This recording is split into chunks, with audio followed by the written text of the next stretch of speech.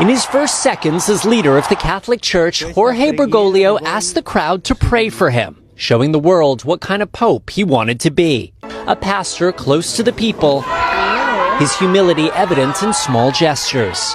Returning to his hotel to pay his bill after the conclave.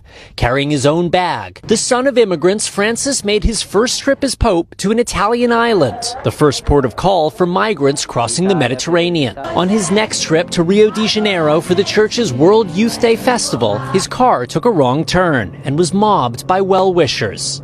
Ignoring his security detail's warnings, he rolled down the window and waved to the crowd. On the papal plane leaving Rio, Pope Francis said, "Who am I to judge?" when asked about a gay priest. In Canada, asking forgiveness of the Indigenous people for the abuse Catholic clergy committed in residential schools. But even more than his words, it was his actions that spoke volumes.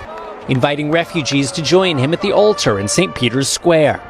Wearing a yellow ribbon on his cassock in South Korea to show solidarity with the families of the 300 young people lost in the Sewol ferry disaster. Then, in defiance of the South Korean government, getting down off his Pope-mobile to visit with a victim's father on hunger strike. Praying in a deserted St. Peter's Square as the pandemic swept the world. This year also visiting a prison near Rome after his long hospitalization.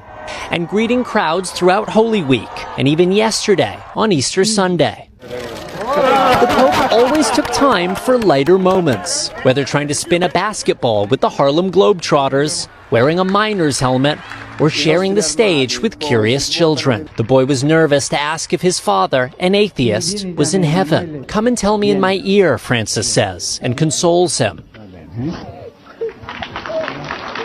God has a father's heart, he tells the boy. The same could be said of Pope Francis. And one measure of Pope Francis's humility is where he actually lived. Traditionally, popes have lived at the Apostolic Palace. That is a very grand residence inside the Vatican. Not Francis. He chose to live at the Casa Santa Marta, which is a much more modest guest house. And he said the reason for that was he didn't want to live in isolated grandeur. He wanted to be close to the people.